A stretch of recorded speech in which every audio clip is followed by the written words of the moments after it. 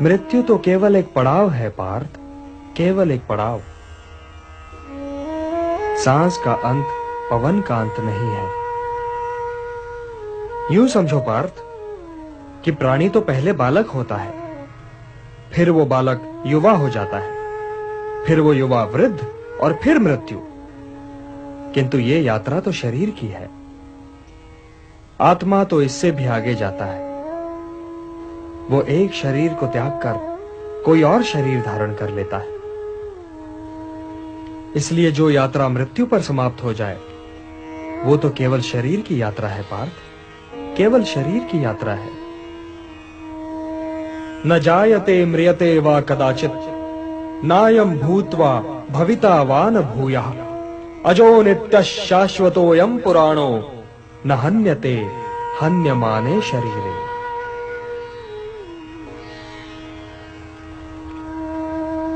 आत्मा की यात्रा तो अनंत है पार्थ, और उसकी यात्रा के एक बिंदु पर शरीर पीछे छूट जाता है और यात्री आगे निकल जाता है, और वो बिल्कुल वैसे ही कोई नया शरीर पहन लेता है जैसे हम पुराना वस्त्र उतारकर नया वस्त्र पहन लेते हैं। वासांसि जीर्णानि यथा विहाय नवानि गृह्णाति नरोपराणि तथा शरीराणि विहाय जीर्णानि अन्यानि संयाति नवानि देहि। हे पार्थ, विनाश तो आत्मा को छू ही नहीं सकता, तो फिर शोक कैसा? और किसके विनाश का? क्या वस्त्र के विनाश का? किंतु वस्त्र तो अमर नहीं होता, वो तो त्यागे जाने के लिए ही होता है। और आत्मा मरता नहीं, कभी नहीं मरता। किंतु वे जो सामने खड़े हैं, वे इस युद्ध के पश्चात सबके सब होंगे ना केशव? सबके सब होंगे ना?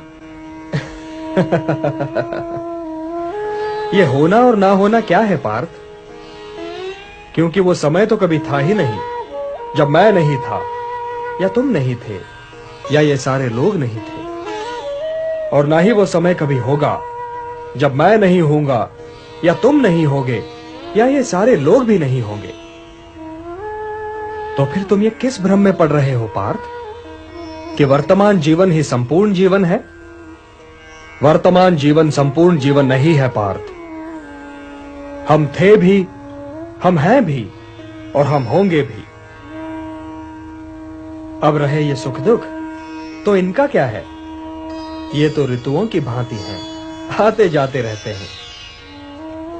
हे कुंती पुत्र, जो सुख और दुख दोनों ही को समान समझे और उनसे प्रभावित हुए बिना ही उन्हें झेल जाए, वही स्थित प्रज्ञ है, और वही मोक्ष का अधिकारी भी है। मात्रा स्पर्शास्तु कौन्तेय शीतोष्ण सुख दुख दाह आगमापायिनो नित्यान तान तितिक्षस्व भारत। हे भारत, मारने या मरने की आशंका से मुक्त हो जाओ, क्योंकि मृत्यु तो केवल उसी की हो सकती है ना जिसका जन्म हुआ हो। आत्मा तो कालातीत है, काल से भी परे है पार्थ। जन्म तो जीव का होता है, आत्मा का नहीं। और यदि आत्मा जन्म ही नहीं लेता तो उसकी मृत्यु कैसे हो सकती है? आत्मा तो बस है पार्थ, है।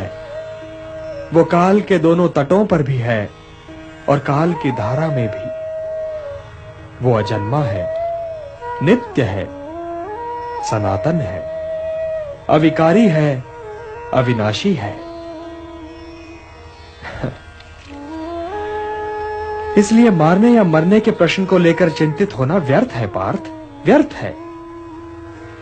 मृत्यु तो केवल शरीर की होती है, और उसकी मृत्यु के पश्चात भी आत्मा नहीं मरता, क्योंकि शस्त्र उसे काट नहीं सकता, अग्नि उसे जला नहीं सकती, जल उसे गीला नहीं कर सकता, और वायु उसे सुखा नहीं सकती।